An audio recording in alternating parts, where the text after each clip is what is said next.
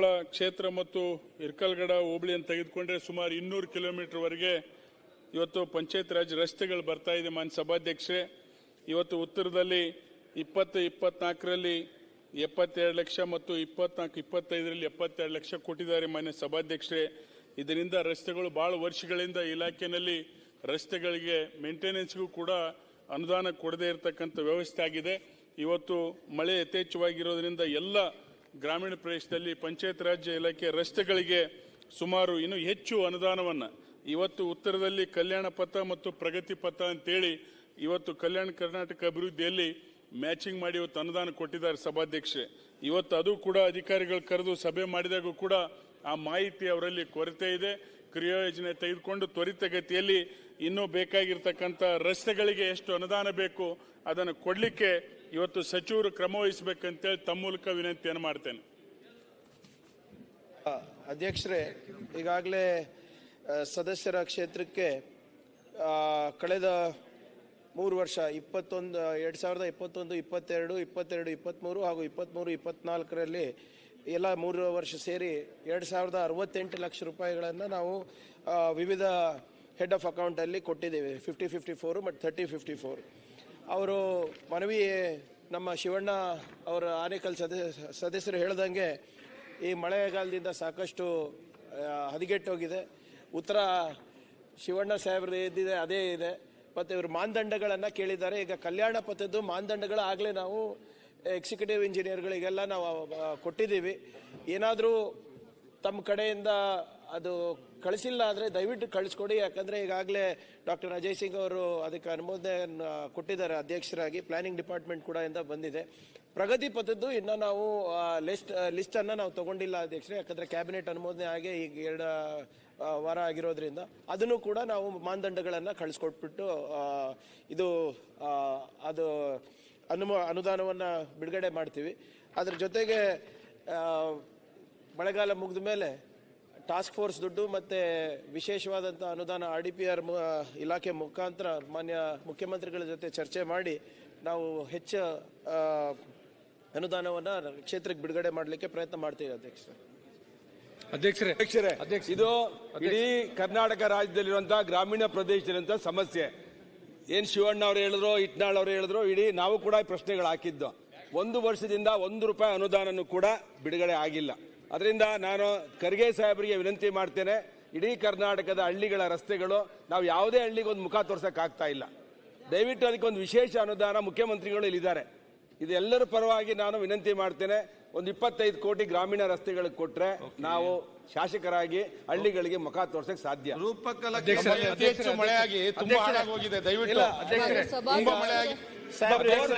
ಪ್ರಿಯಾಂಕಾ ಖರ್ಗೆ ಸರ್ಕಾರ ವಿನಂತಿ ಮಾಡ್ತಿದ್ದೇವೆ. ಅದಕ್ಕೆ ನಾವು ಪ್ರಗತಿ ಪಥ ಅಂತ ಹೊಸ ಒಂದು ಯೋಜನೆ ತಂದಿದ್ದು. ಯಾಕಂದ್ರೆ ಪ್ರಧಾನ ಮಂತ್ರಿ ಗ್ರಾಮ ಸಡಕ್ ಯೋಜನಾ ಕ್ಲೋಸ್ ಆಗಿತ್ತು. ಈಗ ನಮ್ಮ ಸೌಭಾಗ್ಯಕ್ಕೆ ಅಧ್ಯಕ್ಷರೇ ಮೊನ್ನೆ ಪ್ರಗತಿ ಪಥನೂ ಅಪ್ರೂವ್ ಆಗಿದೆ.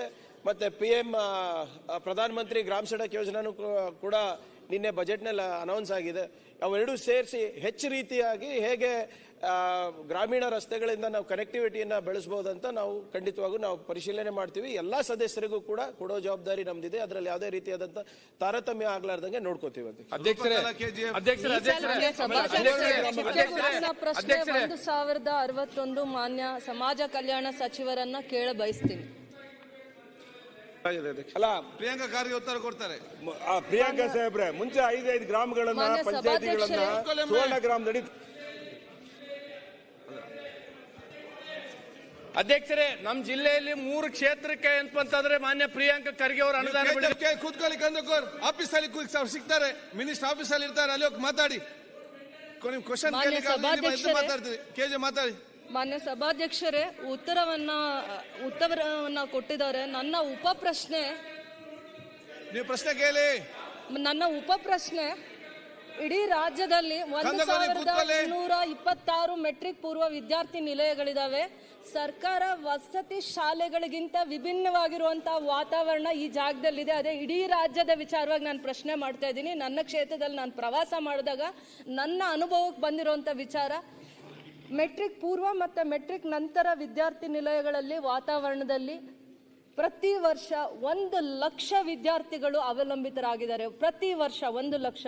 ಪೋಷಕರ ಆರ್ಥಿಕ ಪರಿಸ್ಥಿತಿ ಈ ವಸತಿ ಶಾಲೆಗಳಲ್ಲಿ ಅಥವಾ ವಸತಿ ನಿಲಯಗಳನ್ನು ಅವಲಂಬಿಸಬೇಕಿರುವಂಥ ಪರಿಸ್ಥಿತಿ ಬಂದಿದೆ. ತಂದೆ ತಾಯಿಗಳ ಆರೈಕೆ ಇಲ್ಲದೆ ಇರುವಂಥ ಮಕ್ಕಳು, ಪೋಷಕರ ಆರ್ಥಿಕ ಪರಿಸ್ಥಿತಿ, ಕಾರ್ಮಿಕ ವರ್ಗದವರು, ವಿಶೇಷವಾಗಿ ಪರಿಶಿಷ್ಟ ವರ್ಗ, ಪರಿಶಿಷ್ಟ ಪಂಗಡದ ಮಕ್ಕಳು ಸಮಾಜ ಕಲ್ಯಾಣ ಇಲಾಖೆಯ ವಸತಿ ನಿಲಯಗಳನ್ನು ಆಶ್ರಯಿಸಿರ್ತಾರೆ. ಸರ್ಕಾರ ಮುಂಜೂರಾತಿಗಿಂತ ಅಂದರೆ ಸರ್ಕಾರ ಒಂದು ನಿಗದಿಪಡಿಸಿರುತ್ತೆ, ಆ ಮುಂಜೂರಾತಿಗಿಂತ ದಾಖಲೆಗಿಂತ ಹೆಚ್ಚಿನ ಸಂಖ್ಯೆಯಲ್ಲಿ ಇಲ್ಲಿನ ಮಕ್ಕಳು ಅಡ್ಮಿಷನ್ಸ್ ಆಗ್ತಾರೆ. ಅಡ್ಮಿಷನ್ಸ್ ಆಗುವಂಥ ಪ್ರತಿ ವಿದ್ಯಾರ್ಥಿಗೆ, ಇದು ಉಪ ಪ್ರಶ್ನೆನೇ, ನಾನು ಪ್ರತಿಯೊಂದೂ ಉಪ ಪ್ರಶ್ನೆನೇ, ಪ್ರತಿ ವಿದ್ಯಾರ್ಥಿಗೆ 18,000ದಿಂದ 20,000 ಒಂದು ವರ್ಷಕ್ಕೆ ಸರ್ಕಾರ ಖರ್ಚು ಮಾಡ್ತಾ ಇದೆ. ಒಂದು ವರ್ಷಕ್ಕೆ. ನಾನು ವಸತಿ ಶಾಲೆಗಳದಕ್ಕೆ ವಿಭಿನ್ನವಾಗಿರುವಂಥ ವಿಚಾರ ಹೇಳ್ತಾ ಇದ್ದೀನಿ. ಅದೇ ರೀತಿ ಕೆಲವೊಂದು ರೆಂಟೆಡ್ ಬಿಲ್ಡಿಂಗ್ಸ್ ಅಲ್ಲೂ ಇವರು ಹಾಸ್ಟೆಲ್ಸ್ ನಡೆಸ್ತಾ ಇದ್ದಾರೆ. ಅಲ್ಲಿ ಪ್ರತಿ ವಿದ್ಯಾರ್ಥಿಗೆ ಪ್ರತಿ ವರ್ಷಕ್ಕೆ 26,000 ಖರ್ಚು ಬರುತ್ತೆ ಒಂದು ವಿದ್ಯಾರ್ಥಿಗೆ. ಏನು ವಸತಿ ನಿಲಯಗಳಲ್ಲಿ ಏನು ಸಮಸ್ಯೆ ಅಂತಂದಾಗ, ಹಾಸ್ಟೆಲ್ಸ್ ಅಲ್ಲಿ, ರೆಂಟೆಡ್ ಬಿಲ್ಡಿಂಗ್ ಅಲ್ಲಿರಲಿ, ಹಾಸ್ಟೆಲ್ಸ್ ಅಲ್ಲಿ ಇರಲಿ, ಮೊದಲನೇ ಕೊರತೆ ಸಿಬ್ಬಂದಿ, ವಾರ್ಡನ್ಸ್ ಇಲ್ಲ, ಅಡಿಗೆ ಮಾಡೋರಿಲ್ಲ, ವಾಚ್ಮ್ಯಾನ್ಸ್ ಅಲ್ಲಿ ಸರಿಯಾದ ರೀತಿಯಲ್ಲಿಲ್ಲ. ಅದಾದ್ಮೇಲೆ ಏನು ಗುಣಮಟ್ಟದ ಶಿಕ್ಷಣ ಕೊಡೋಕ್ಕಾಗ್ತಿಲ್ಲ. ಇಷ್ಟೆಲ್ಲ ಸರ್ಕಾರ ಖರ್ಚು ಮಾಡಿದಾಗ 1 ಲಕ್ಷ ವಿದ್ಯಾರ್ಥಿಗಳಿಗೆ 300 ಕೋಟಿವರೆಗೂ ದುಡ್ಡು ಪ್ರತಿ ವರ್ಷ ನಿಗದಿ ಇಡ್ತಾರೆ. 300 ಕೋಟಿ. ಚಿಕ್ಕ ಚಿಕ್ಕ ಸಮಸ್ಯೆಗಳು. ಆಮೇಲೆ ಇವರಲ್ಲೇ ಉತ್ತರ ಕೊಡುವಾಗ ನನಗೆ ಹೇಳ್ತಾ ಇದ್ದಾರೆ, ಉತ್ತರ ಕೊಡ್ತಾ, ಗುಣಮಟ್ಟದ ಶಿಕ್ಷಣಕ್ಕೆ ಆದ್ಯತೆ ಯಾಕೆ ಕೊಡ್ತಾ ಇಲ್ಲ, ಕ್ವಾಲಿಟಿ ಎಜುಕೇಷನ್ನ ಕಾನ್ಸಂಟ್ರೇಟ್ ಮಾಡೋಕ್ಕೆ ಯಾಕೆ ಆಗ್ತಾ ಇಲ್ಲ, failures of the basic infrastructure failures. ಅವರು ಎಷ್ಟು ಸ್ಟ್ರೆಂತ್ ಇದೆ ಆ ಮಕ್ಕಳಿಗೆ ಅನುಗುಣವಾಗಿ ಕೊಠಡಿಗಳಿಲ್ಲ, ಮಲಗುವಂಥ ಕೋಣೆ ಇಲ್ಲ, ಊಟ ಮಾಡೋ ಜಾಗ ಆರೋಗ್ಯಕರವಾಗಿಲ್ಲ, ಸ್ನಾನದ್ದಿಲ್ಲ. ನಾನು ಎಷ್ಟೋ ಹಾಸ್ಟೆಲ್ಸ್ ವಿಸಿಟ್ ಮಾಡಿ ಎಲ್ಲಿ ಒಂದು ತಾಯಿಯ ಆರೈಕೆಯ ರೀತಿ ಸಮಾಜ ಕಲ್ಯಾಣ ಇಲಾಖೆಯ ವಸತಿ ನಿಲಯಗಳಲ್ಲಿ ಆರೋಗ್ಯಕರವಾಗಿರುವಂಥ ವಾತಾವರಣ ಇಲ್ಲ ಅನ್ನುವಂಥ ವಿಚಾರನ ನಾನು ತಿಳಿಸುವಂಥ ಪ್ರಯತ್ನ ಮಾಡ್ತಾ ಇದ್ದೀನಿ. ಅದರ ಜೊತೆಯಲ್ಲಿ ಒಂದು ಸಮಸ್ಯೆ ನನಗೆ ಕಂಡು ಬಂದಿದ್ದೇನೆಂದ್ರೆ, ಇವರು ಉತ್ತರ ಕೊಟ್ಟಿರುವಂಥದ್ರಲ್ಲಿ ಪ್ರತಿ ತಿಂಗಳು ತಹಸೀಲ್ದಾರು ವಿಸಿಟ್ ಮಾಡ್ತಾರೆ ಹಾಸ್ಟೆಲ್ಸ್ಗೆ ಅಂತ ಹೇಳ್ತಾ ಇದ್ದಾರೆ. ಪ್ರತಿ ತಿಂಗಳು ಯಾವ ತಹಸೀಲ್ದಾರು DC ರಿಪೋರ್ಟ್ ಮಾಡ್ತಾ ಇಲ್ಲ. ಹಾಸ್ಟೆಲ್ ಅಲ್ಲಿ ಎಷ್ಟು ಕ್ಲೈನ್ಲಿನೆಸ್ ಇದೆ, ಮಕ್ಕಳಿಗೆ ಸೇಫ್ಟಿ ಮೆಜರ್ಸ್ ಕೊಟ್ಟಿದೀವ, ಮಾರಲ್ ಎಜುಕೇಶನ್ಸ್ ಕೊಟ್ಟಿದೀವ, ಕ್ವಾಲಿಟಿ ಎಜುಕೇಶನ್ ಕೊಡ್ಲಿಕ್ಕೆ ಯಾಕೆ ಆ ಜಾಗದಲ್ಲಿ ಕಾನ್ಸಂಟ್ರೇಟ್ ಮಾಡಕ್ ಆಗ್ತಾ ಇಲ್ಲ. ಹಾಸ್ಟೆಲ್ಸ್ ಅಲ್ಲಿ ಅಂದ್ರೆ ವಸತಿ ಶಾಲೆಗಳಲ್ಲಿ ಇಷ್ಟೇ ದುಡ್ಡು ಖರ್ಚು ಮಾಡ್ತಾರೆ. ಆ ಮಕ್ಕಳಿಗೆ ಒಳ್ಳೆ ರೀತಿ ಕ್ವಾಲಿಟಿ ಎಜುಕೇಶನ್ ಕೊಡಕ್ಕಾಗ್ತಾ ಇದೆ, ಸುರಕ್ಷತೆ ವಾತಾವರಣ ಕೊಡಕ್ಕಾಗ್ತಾ ಇದೆ. ಕ್ವಾಲಿಟಿ ಎಜುಕೇಶನ್ ಅಲ್ಲಿ ನಾವು ಇಂಪ್ರೂವ್ಮೆಂಟ್ ನೋಡ್ತಾ ಇದೀವಿ. ಮೊರಾರ್ಜಿ ಸ್ಕೂಲ್ಸ್ ಅಲ್ಲಿ ಕೊಡುವಂತ ದುಡ್ಡೇ ಇಲ್ಲಿ ಅಷ್ಟು ಖರ್ಚು ಮಾಡ್ತಾ ಇದ್ದಾರೆ. ಈ ಹಾಸ್ಟೆಲ್ಸ್ ಅಲ್ಲಿ ಸುರಕ್ಷತೆ ಇಲ್ಲ. ವಿಶೇಷವಾಗಿ ಆ ವಯಸ್ಸಿನಲ್ಲಿರುವಂತ ಮಕ್ಕಳಿಗೆ, ಅಂದ್ರೆ ಟೀನೇಜ್ ಅಲ್ಲಿರುವಂತ ಮಕ್ಕಳಿಗೆ, ಮೆಟ್ರಿಕ್ ಪೂರ್ವದಲ್ಲಿರುವಂತ ಮಕ್ಕಳಿಗೆ ಪ್ರತಿ ವರ್ಷ 1 ಲಕ್ಷ ಮಕ್ಕಳು ಅಂದ್ರೆ 10 ವರ್ಷದಲ್ಲಿ 10 ಲಕ್ಷ ವಿದ್ಯಾರ್ಥಿಗಳಿಗೆ ಸರ್ಕಾರದ ಆಶ್ರಯದಲ್ಲಿ ಓದುವಂತ ಮಕ್ಕಳಿಗೆ ಸುರಕ್ಷಿತವಾಗಿರುವಂತಹ ವಾತಾವರಣ ಇಲ್ಲ, ಆರೋಗ್ಯಕರವಾಗಿರುವಂತಹ ವಾತಾವರಣ ಇಲ್ಲ, ಮಾರಲ್ ಎಜುಕೇಶನ್ ಇಲ್ಲ, ಕ್ವಾಲಿಟಿ ಫುಡ್ ಇಲ್ಲ. ಅಲ್ಲಿ ವಾಸ್ತವ ವಿಚಾರ ಹೇಳ್ತೀರಿ. ನಿಮ್ಮ ಪ್ರಶ್ನೆ ಏನು? ಅಲ್ಲಿ ಇದ್ದಂತ ವಿಚಾರ ತಾವೆಲ್ಲ ಹೇಳಿದಿರಿ. ಈಗ what is your point? Quality food ಕೊಡ್ತಾ ಇಲ್ಲ ಸರ್. ಕೊಡ್ಲಿಕ್ಕೆ ಹೇಳಿ. 18 ಡಿಸ್ಟ್ರಿಕ್ಟ್ಸ್ ಅಲ್ಲಿ DDC ಕಾಂಟ್ರಾಕ್ಟರ್ಸ್ ಆಗಿದ್ದಾರೆ ಸರ್.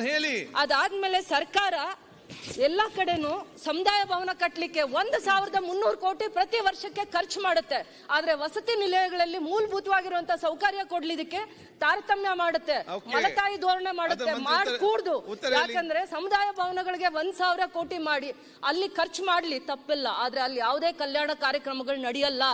ಒಂದ್ಸತಿ ಕಟ್ಟದಾದ್ಮೇಲೆ ಕೊಡ್ತೀರಾ, ಪ್ರಶ್ನೆ ಕೇಳ್ತೀರಾ, ಅಲ್ಲಿ ಇದ್ದಂತ ವಾಸ ವಿಚಾರ ವರದಿ ಕೊಡ್ತೀರಾ, ಸರ್ ಪ್ರಶ್ನೆ ಕೇಳಿ. ಏನಾಗ್ಬೇಕು ಈಗ? ಅಲ್ಲಿ ನನ್ನ ಕನ್ಸರ್ನ್ ಸುರಕ್ಷತೆ ಸಿಗ್ಬೇಕು, ಸುರಕ್ಷತೆ ಇಲ್ಲ, ಊಟ ಸರಿ ಬರ್ಬೇಕು, ಊಟದ ಕ್ವಾಲಿಟಿ ಇಲ್ಲ, ಭಯ ಇಲ್ಲ ಸರ್, ವಾರ್ಡನ್ಸೇ ಇಲ್ಲ ಬಹಳ ಜಾಗದಲ್ಲಿ.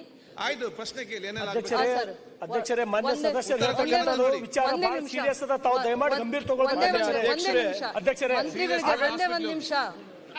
ಸೀರಿಯಸ್ ಹೇಳತ್ತಾರ ಅಧ್ಯಕ್ಷರೇ, ಹೇಳ್ತಾರ ತಾವು ಇದು ಈಜಿ ತೋಲತ್ತೀರ ಅಧ್ಯಕ್ಷರೇ. ಪ್ರಶ್ನೆ ಡೈರೆಕ್ಟರ್ಗಳು ಗುತ್ತೇದಾರಾಗ್ಯಾರ ಅಂತ ಹೇಳ್ತಾರ ಶಾಸಕರು ಎಲ್ಲ ಗೊತ್ತು.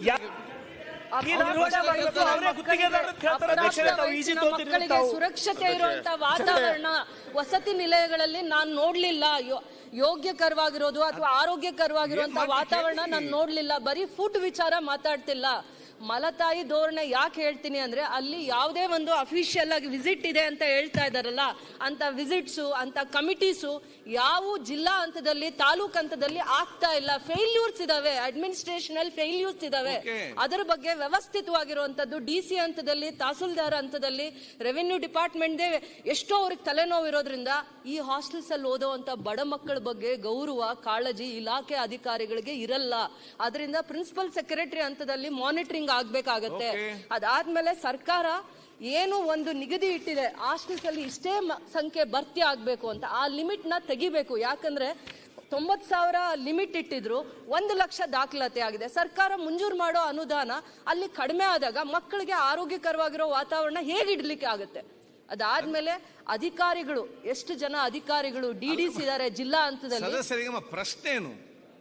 ಒಂದು ಪ್ರಶ್ನೆ, ದಯವಿಟ್ಟು ನಿಮ್ಮ ಪ್ರಶ್ನೆ ಏನಂತ ಒಂದು ಹೇಳಿ ನಮ್ಗೆ. ಸರ್, ನನ್ನ ಹಂತದ ಪ್ರಶ್ನೆ ಏನಂದ್ರೆ, ಪ್ರಿನ್ಸಿಪಲ್ ಸೆಕ್ರೆಟರಿ ಹಂತದಲ್ಲಿ ಒಂದು ವಿಶೇಷವಾಗಿರುವಂತ ಒಂದು ಮಾನಿಟರಿಂಗ್ ಏಜೆನ್ಸಿ ಮಾಡ್ತಾರೋ, ಒಂದು ಸೂಪರ್ವಿಷನ್ ಮಾಡ್ತಾರೋ, ಆ ವಯಸ್ಸಲ್ಲಿ ಟೀನೇಜ್ ಅಲ್ಲಿ ಅಂತ ಮಕ್ಕಳಿಗೆ ಸುರಕ್ಷತೆ ವಾತಾವರಣ, ಆರೋಗ್ಯಕರವಾಗಿರುವಂತ ಫುಡ್, ಬೇಸಿಕ್ ಇನ್ಫ್ರಾಸ್ಟ್ರಕ್ಚರ್, ಟಾಯ್ಲೆಟ್ಸ್, ಏನೇನ್ ಕೊರತೆಗಳಿದಾವೆ ಅದ್ರ ಬಗ್ಗೆ ಇವತ್ತವರೆಗೂ ಸರ್ಕಾರಕ್ಕೆ ಸರಿಯಾದ ರೀತಿ ಮಾಹಿತಿ ಬಂದಿಲ್ಲ.